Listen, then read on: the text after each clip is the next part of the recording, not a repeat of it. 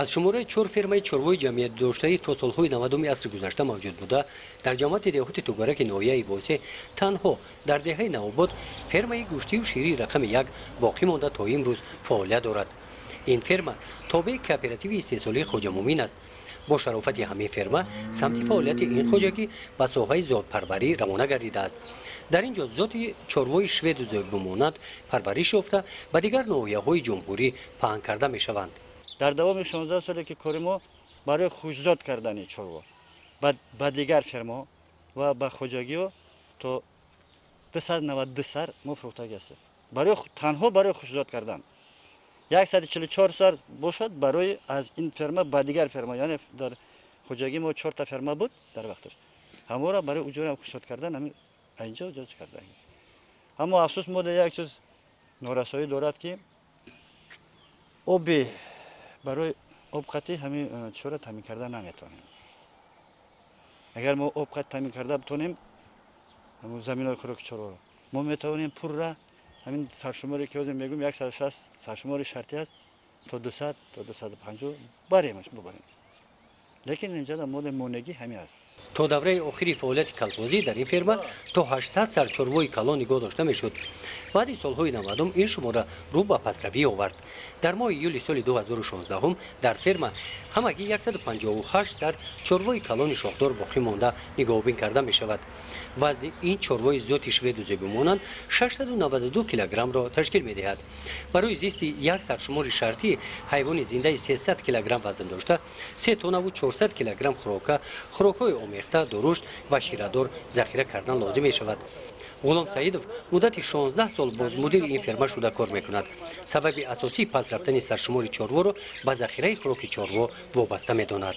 160 саршумори шартӣ кашид. барои як саршумори шартӣ агар 34 центнер воҳиди хӯрока дар як сол лозим боша, агар 200 гектар 200 центнер аз як гектар агар хӯроки чорво ҷамъ кунем, мо ба камош 150 гектар замини хӯроки чорво даркор. ҳозира да мода замини хӯроки чорво ба имрӯзара 53 гектар замини хӯроки чорво барои яъне чи хӯроки сабз ҳасту 30 гектар то 40 гектар имсол чикор кардагӣ будем.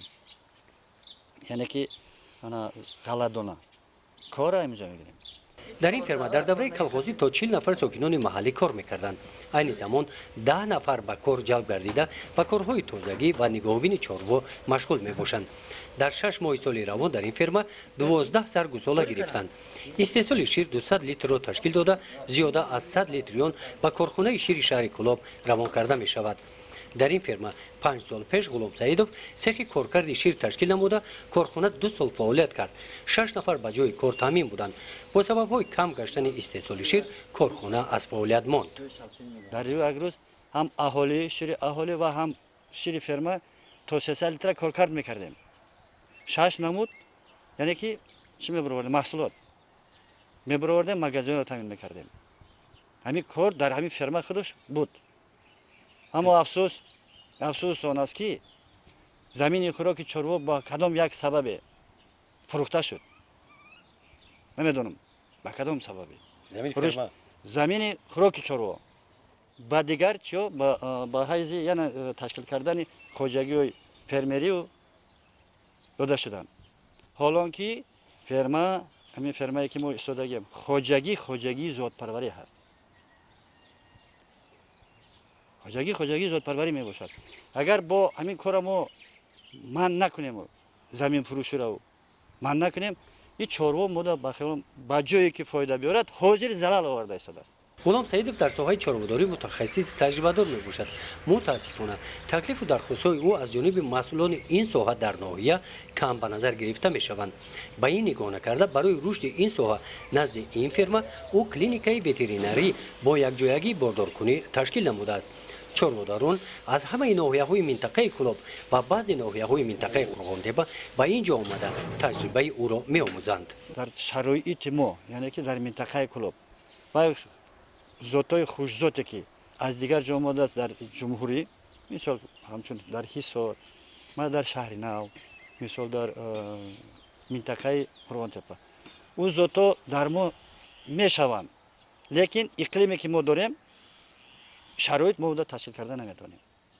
برای همون این زوتی که در دست در فرمای ما هست زوت شویتیزی بمونن بسیار زوتی هم به همین جا مطابق با همون کسالی پارازیتی که در اینجا هست با همون مطابق هستند و روغنوکی شیرش اگر در وقتش اوقات تیمو اوقاتای آموخته هستیم تو 4 و 5 4 و 6 هستیم.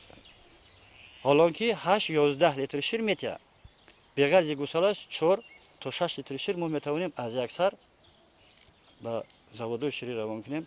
غلام سعیدов میگوید که ساحه وترینری برای نگهداری سلامتی انسان منفعت آور است. بسیار بیماری های سرایتی را پیشگیری می نماید. با مقصد نگاه داشتن فرمای چاروای جمعیتی در دهه نوآباد از ماه اپریل این فرم را به اجاره گرفته است. او نیت دارد با دستگیری دولت در آینده این فرم را به فرمای نمونوی تبدیل می دهد. گزارش خواجه نظریف خدای نظر ظهورов از ناحیه واسه برای برنامه اطلاعاتی تحلیلی جنبسته هفته.